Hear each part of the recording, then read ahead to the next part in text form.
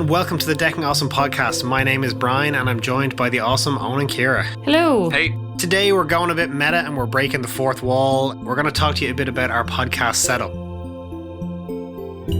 We've had a few practice runs and a bit of changing, tweaking equipment, but we'll give you a rundown of the stuff we're using currently and a few of the things we tried out along the way.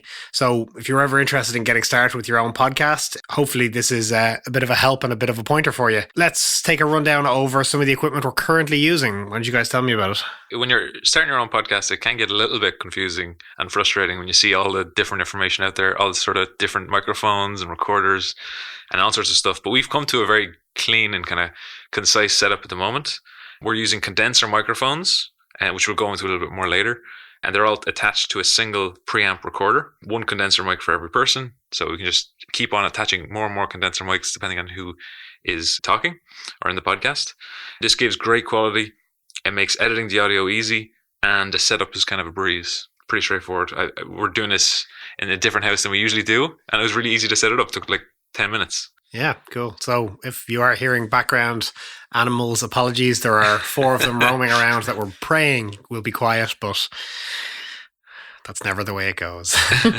So what did all of that just mean?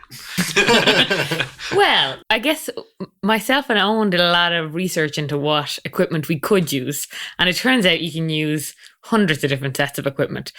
Even just for the microphones alone, we had a lot of different options, unlike USB microphones or condensing or dynamic microphones. There's just a lot of different options that were available. And when we started out, we happened to have a soundboard and a microphone there. And I guess that's where we kind of started from. But like a lot of it is just trial and error and then knowing what you want. Like there's more advanced setups, I guess, than ours.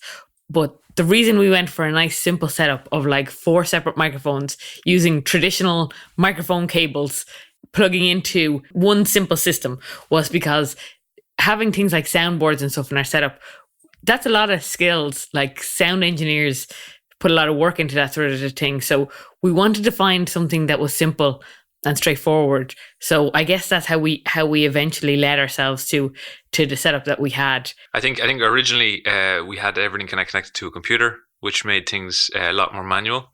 And we've kind of opted to, instead of using the computer and like lots of different manual kind of mechanical components, we decided to connect everything into one recorder and let the recorder kind of handle everything. And so that kind of brings us on to what a condenser microphone is, which is the one thing that we're kind of using constantly. There's loads of different types of microphones, which we'll probably get into later. Yeah, that's Kira mentioned there, dynamic and condenser microphones. Forgive my ignorance, but I know very little about any of them, only for what I've Googled this morning.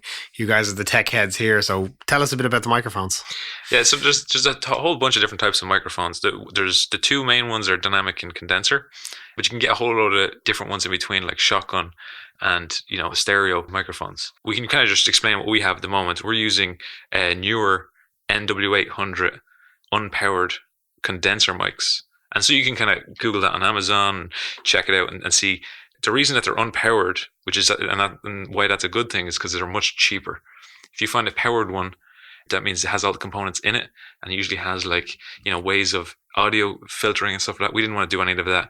We wanted to have a bare bones microphone that was perfect for audio of vocal range.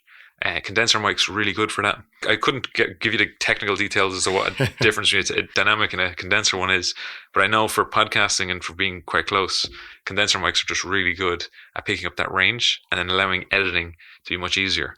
Nice. So you'd recommend kind of searching for condenser mics if that's what you're unpowered. Going down the road. Unpowered. Phantom power is what I've written down here in my notes, but I think that just means it's powered by whatever it's plugged into. The phantoms. Yeah, so when we originally started looking up microphones, we did find power supplies that you can add in to the set that you use where you power the microphone separate to the device that's recording. And I think we had to try that out because we wanted to plug the microphones directly into a PC, but that meant that you needed to add a power supply in so that the microphones could plug in. They could be real microphones and plug into a PC, but that just added loads of complications to our setup. So like we then had to plug every microphone in separately and they weren't really independent. And it added a lot of hassle. So I guess that led to us needing something that provided a power supply. So like soundboards and the recorder we use, they both can provide power supplies. Because of the microphone we chose, that led to a string of decisions being kind of made for us. So it became too complicated to power each microphone separately. So we wanted to just find a simple way to do it, which meant one device at the end powering all 3 microphones if we're going to use separate microphones. So I should say as well, this isn't a paid sponsorship or anything. These are the equipment we're using that we found we liked. If anyone does want to sponsor us, feel free to send us out some mics, but this one currently isn't sponsored. So what about these pop filters we have in front of the microphone? What's the advantage to them? Yeah, we only really use 2 additional things to the condenser mics, which is a scissors arm, which is what the condenser mic is attached to, and that allows us to kind of move it around. It gives a nice few different positions. At the moment, they're kind of just below eye level, so everyone can see each other. It allows for kind of nice, easy conversation. The pop filter pretty much stands in front of the condenser mic, and it stops all those S's and those kind of harsh snapping sounds. Now, it doesn't completely get rid of them, but it'll dramatically reduce that and makes editing just that little bit easier. And then we also have XLR cables connecting the condenser mic to the recorder. So yeah, originally we had one condenser mic, and that was plugged into a recorder, which was then plugged into a laptop. And that meant we could power that one condenser mic using that mixer. I think if you're a podcaster and you're starting to start off yourself, and say you're a YouTube streamer or you're a podcaster alone and you only need one condenser mic, there are packages where all of this is just in one. You don't have to get a swing arm, you don't have to get a pop thing, you don't have to worry about any of this stuff. The most popular one at the moment is called the Yeti, the Blue Yeti. That's really handy, which a lot of people are confused because they look at it and it's really a lot more expensive than any other condenser mic. That's because it's powered, it has all these audio filtering, it has recording, all of this. It's like a little tiny computer attached to a condenser mic. Whereas we just wanted the freedom and flexibility to plug anything we want into this recorder, whether it's a condenser mic, a shotgun mic, anything, and then it would deal with it. And especially when you're starting out, it's really overwhelming to look at all the audio equipment there is. Like people who've been in the podcasting area for a long time might know the difference between the different like bits and pieces and the best way to get the best audio. But like keeping it simple at the start, if there is only one person, think about getting a component that gets everything in one box and then outputs it into like USB, because we still have an additional process then to just transfer our audio files from the recorder to a computer.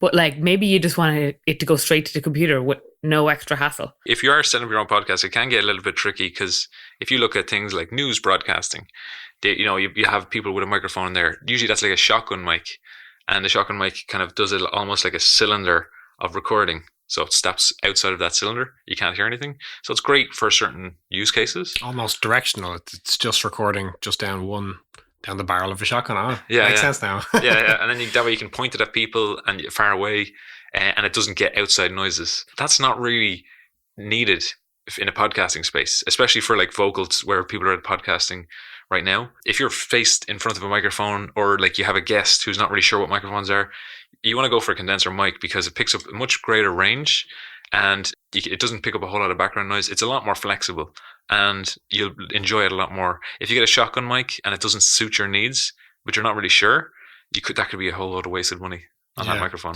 So we talked there about how the microphones like the Yeti might be a bit more expensive than kind of the newer ones that we're using. What kind of prices are we looking at, or comparatively, is there a lot in it, or is this? It's about €25 for a condenser mic, and then you can pick up the pop filter and the swing arm and the cables, which altogether maybe €40, something like that. Yeah, I think a little bit more, but that's just for the very basic set. So we didn't get anything fancy at all in the stuff that we got, but we still get like an audio sound that we're happy with. Yeah, because these condenser mics, you'll find a whole bunch of them, and they're all very similar. You might not know the difference. There's not a whole lot of big difference, and you can really pick any of them ones you want. For a podcast, anyway. For more professional stuff, you might need something slightly better. Yeah, if you're going for a Yeti, it can cost about €125, €150. Depends if you get it new or secondhand. The only problem with the Yeti is if you have two people in a podcast, those things do not like to play nice together. So you can't really plug two of them in together and get them to synchronize. You kind of have to edit that later on to link them up together. So whereas our podcast, all three of these mics are recording in one device. So when I hit the record button, we don't need to join them together. They're just joined automatically. Oh, perfect. So if you're sitting there kind of talking to yourself or talking on a subject, the Yeti's probably a good choice. But if you're thinking about having people on the show, or there's a couple of you doing it together, maybe a set of condenser mics plugged into a recorder is the way to go. Yeah. But our recorder is the expensive piece of the equipment. That's where most of the costs went. So I think we paid about 400 sterling for the recorder piece. We might just explain the extra pieces there that we use. So the 3 microphones plug directly into it, and it can record each microphone as a separate audio file. We use a Zoom H6. It's a really good quality recorder. So it can allow 6 inputs, which is more than we need, but it also came with things like a microphone that has kind of 2 microphones crossed that can kind of get rid of some white noise that can be in the background. That's the 120 degree stereo mic. Yeah, so it allows you to kind of, visualize the space a little bit better. It's good for being on the move. But yeah, the Zoom Handy 6 is really kind of small and lightweight and portable, which, it has a whole bunch of new features that are really, really cool. And we started off with just using that 120 degree mic to record a few podcasts. So some of the earlier podcasts, you might notice, we were all in the same room, and it kind of, it had more of it got a lot more background and extra noise in. However, if you're walking around a convention or you wanted to stream something live, it was much easier to carry it around and to get like a few people around the table where you wouldn't need everyone to have a unique mic. So it kind of gave us a lot of versatility that we didn't get from a lot of the other components that we were really looking for. So the Zoom H6 is great for sitting down, setting up a podcast and having the equipment, fixed at a table, but also quite portable. You can take it out around the conventions if you want to chat to people, you want to get a bit of background noise for atmosphere, and you've kind of got multiple choices to play with on it. Because the biggest problem you're going to have if you're recording a podcast for the first time is deciding what to get at the start. And if you get a Zoom H6 handy recorder, then it kind of guarantees that no matter what you pick later on or what kind of way you go with the podcast, it'll be able to support it. So whether it's a shotgun mic or a stereo 120 degrees, or you're plugging in lapel mics, those kind of like little small mics that attach on ones, that attach to people's t-shirts. This can do that as well. So you could have almost like an interview style microphone where the host has a lapel mic and he's pointing at other people. And then, so you can do multiple things connecting to this thing, and it's battery powered. So, this is you're a walking, talking kind of podcast, and you don't have to worry about like multiple recording angles and stuff like that. An entire handheld recording studio. For those of you listening rather than watching the podcast, it is just slightly larger and thicker than a phone would be. So it's not even that bulky or cumbersome to bring around with you. Yeah, and it does phantom power, which is the kind of thing we were talking about before of powering up the microphones. Yeah, it's a really handy device, the Handy H6, which it's in its name. It's pretty good. It took a lot of the pressure off us when we originally had an input mixer, that we had to figure out the audio levels, and there was a big learning curve for that sort of advanced equipment, which obviously is what the professionals use. But for a podcast where you're not actually focusing on audio and it's not your profession, that's not your core bit, that was just a bit overwhelming to have to figure out like levels and trying to reduce background noise and worrying about like how much you're going to increase the sound or what you're feeding into it, and trying to balance all those channels together. Because if you don't have something that's recording at the same time, we were feeding in 2 microphones into one soundboard and then sending that file off to a computer via USB. So the board had to do all the adjustments. And because we didn't have the original 2 microphone files that came in, we found it very difficult to mix those things together. Yeah, so we originally had a Xenix Trio 2 USB mixer, and this was, you'd plug in your condenser mic into this little recorder.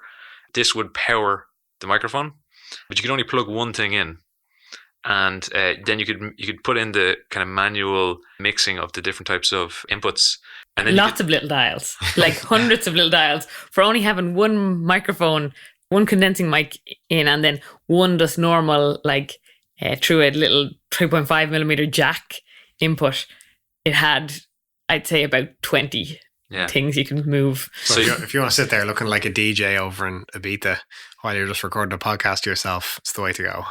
Yeah, but it's even worse than that, because when you plug it into your laptop, you'd end up having to record and do editing on the laptop too. So you'd have Audacity or some sort of laptop editing software that you'd plug in, and then you'd have to control it that way. Whereas with the Zoom, this isn't plugged into any laptop. This is just powered itself using USB, just into a wall socket. And then in here, we can put in the filters we want. We tend to not to put in any filters, just so that we can give our editor who does the stuff much more control over what to do. But you can do voice editing, you can do anything, and it's a much easier interface. You don't have to mess around with things. It's a much nicer process. I guess it produces the audio file. Originally, so Owen did a lot of work with editing the audio file that the recorder produces. Or the 3 audio files that the recorder produces. He did a lot of work on chopping out bits, mistakes, and balancing the sound levels. Do you want to talk more about what you were doing at the start? At the start, yeah, we had one sound level recording that we would go through. You had a couple of different problems. If you've ever tried to edit something before, the sound files, there's a lot that goes into it, a lot of kind of process. There's things called gain control, which is a kind of a big problem that comes into podcasting, is people speaking at different rates, different volumes coming up. Yeah, but when you're doing the podcast, you want it to be quite an easy to listen to process. And so you want everything to be kind of equalized across the board. And if you're using something like Audacity, which is a free open source program, it can be quite difficult. There's not a whole lot of filters. The ones that are done, they're really great. They're community made, but they're not professional and they're not like high quality. And if you're like me, you've never kind of done sound editing before. So you have to kind of learn all these different things when it comes to auto gain control and how to kind of actually apply this kind of things. And then you also need to know how to cut audio for when people say the wrong thing or an interruption happens to the podcast. You need to be able to cut all that and make it sound like well thought out kind of podcast. And, people say ums and ahs as well.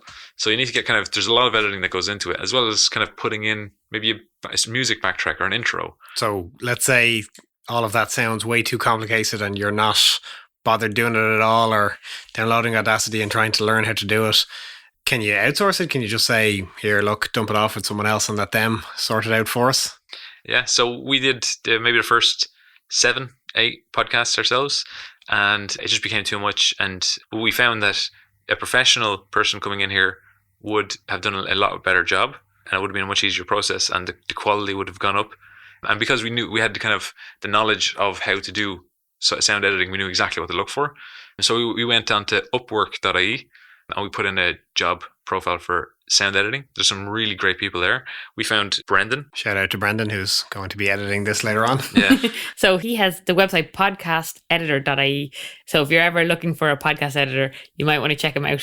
Yeah, Brendan Russell is really good. He just takes that extra knowledge that as board game developers, we just don't have.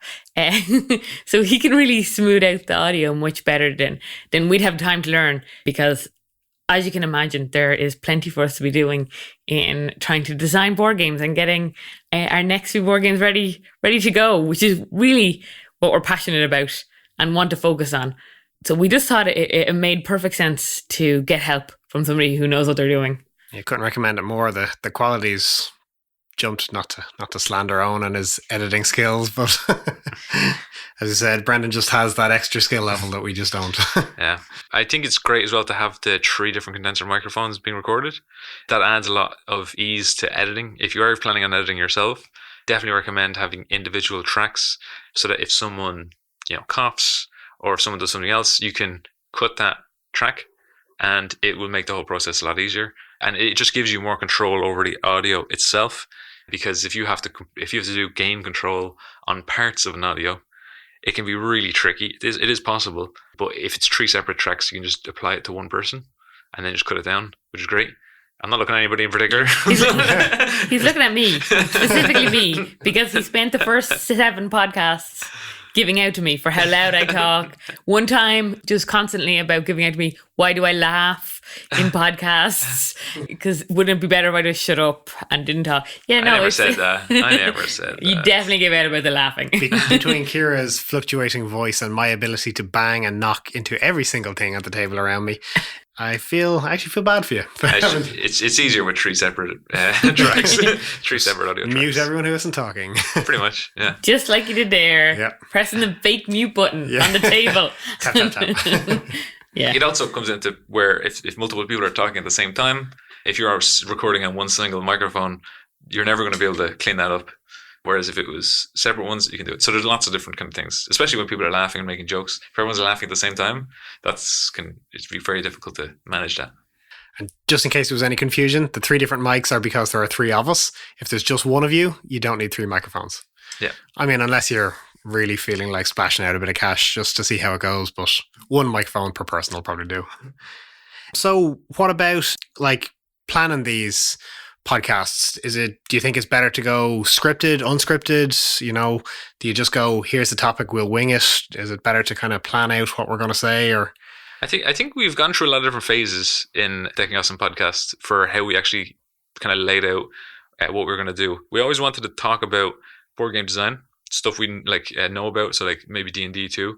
That's become quite popular. So we've gone from like very improv shows to all very scripted shows, and I think somewhere in the middle is kind of like the perfect spot. So what we like to do is we have a thing called Nuclino, where we have drafts of the podcast and the kind of topics we want to discuss, and inside there we might flesh out some ideas, but we put some of the topics in bold and just say kind of this is the point we want to hit home on or discuss, and then we will just kind of talk about it and see what people think, and it's kind of make it like a free flow conversation.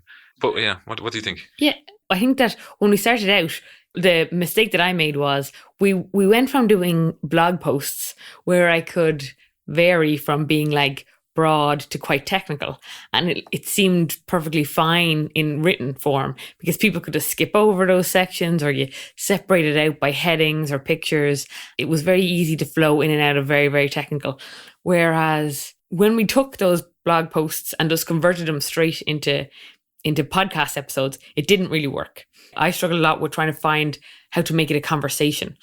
But then after we kind of found our voice a bit better and found the style that we wanted, where we try and have a conversation with some interaction in it, we realized mostly put a lot of effort into changing it to be like a question answer sort of format that brought out the conversation much better than just each of us having a topic to talk on, which was almost like us reading out the paragraphs from a blog post. It just felt very wooden. Yeah, it's kind of nice to have somewhere between literally rehearsing a gospel to a group of people stuck listening on the other end of a computer, and just kind of winging it and talking the whole way through with no real structure and wandering off the point. So, I mean, for us, it works well to have the question and answer, or the bullet points, or the points we're just trying to hit, or, if you're trying to remember the name, newer HGSX49. Nope. Sometimes it's handy to have it written down in front of you. You can scroll back through the notes. Yeah. We actually also have the script in front of us while we're talking so that we can see anything that we might have missed or the names of all the things. Yeah, I think adding in the topics, talking about the different kind of questions, and just seeing how the flow goes makes a really nice laid out podcast. And we've gone through a couple of different ways of doing those kind of scripts. Obviously, our current podcast format does lend itself to become very kind of flexible in the amount of time it takes. But we believe that, if we are talking about a topic, there's a lot of topics we care about, and we want to get through those topics, and some might be quite short, and some might be quite long, and some so when we're talking about like Curse of Strahd, that can go on for like an hour, just because there's so many memories. But if we're talking about something technical, we want to keep it interesting, we want to keep it condensed. So there's a mix there, and it really depends on the topic you're talking about and how deep you want to go into it. When we have a shared experience, it is a lot easier. Like the Curse of Strahd, we all knew the topic well, having spent a year and a month playing it, and it's much easier to get a flow, but you can't always rely on that. You can't always expect that knowing a topic and keeping momentum in the conversation are both go hand in hand. Sometimes you need those prompts. You need something to bring you back to the topic, to keep you on track, even if it's a normal conversation. And I'd say it's 10 times harder when you're doing it yourself. I think both myself and Owen did try a bit ourselves to do some sort of podcasts early on before we started out with Decking Awesome Games. And I definitely found that when you're just talking by yourself, it can be really hard, and you might want to script a bit more because there's no one to pull you back, or there's no one to kind of wrap up your point.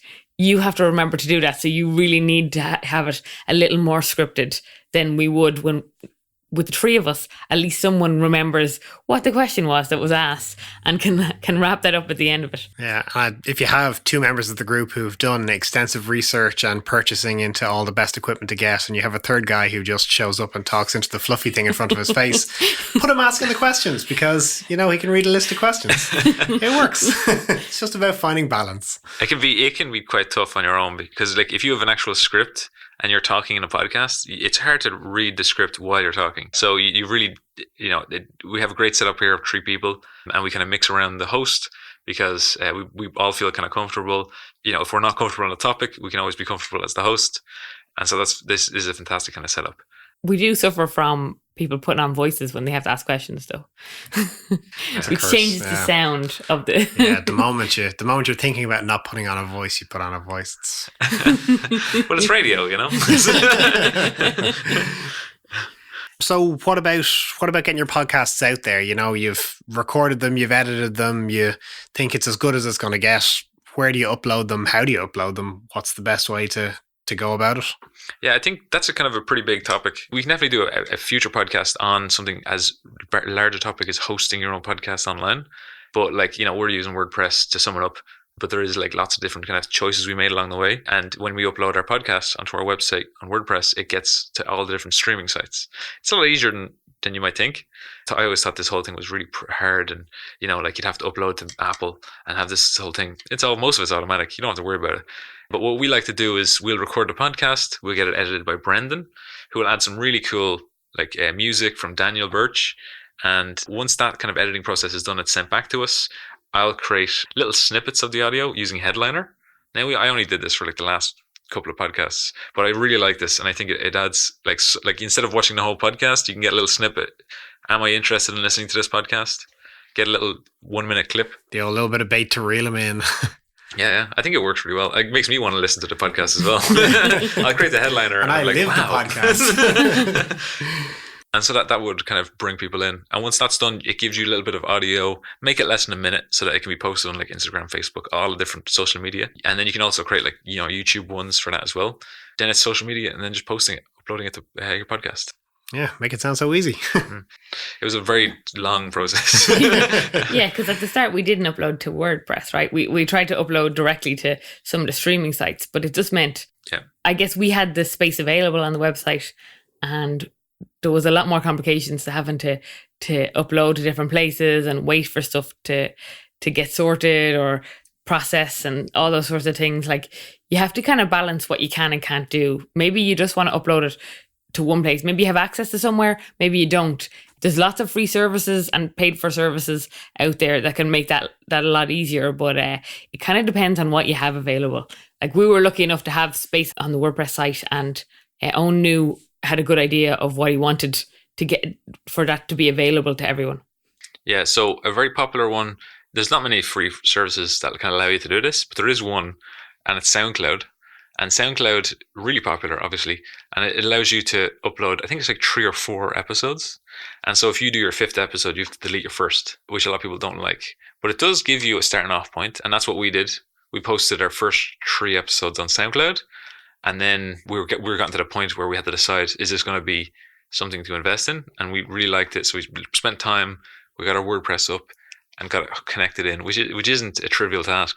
But if you've messed around with WordPress before, you shouldn't find it too difficult. I obviously hadn't.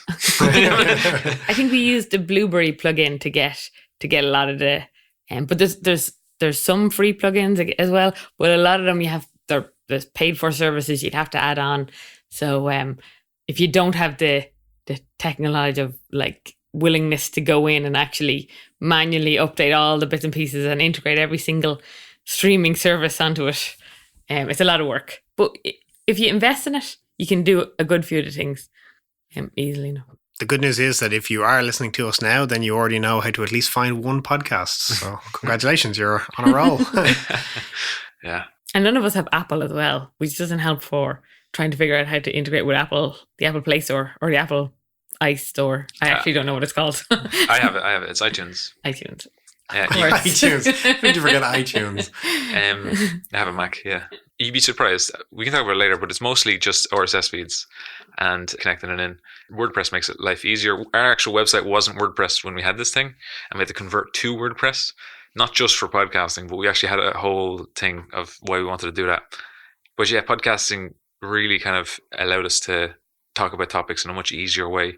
Blogging was fun, but I don't think it was getting that kind of topics that we wanted to discuss and that kind of improv mixed with scripting and then that kind of conversational attitude to it. This kind of setup worked really well. Great. I suppose if there's one thing I can recommend more than anything else, it's invest thousands and thousands of euro into soundproofing your entire house before you even attempt podcasting, because sure, that'll work out. You're going to have to do something with your animals as well. Sellotape them to the wall. There's also a beer brewing in the background, so you may notice there's kind of a gurgling An noise. occasional gurgle. There's so it does work better in a slightly emptier house. That's a condenser mic. It's too versatile. Yeah. I would say. Good or too good? That's the question. Cool. Well, that pretty much wraps it up on setting up your own podcast. Hopefully some of this has been useful to you guys. If you have any questions, feel free to reach out to us. We're on all social media. You can just search for Decking Awesome Games. This has been the Decking Awesome podcast from me, Brian, and Ciara and Owen. Thank you very much. Cheers. See ya.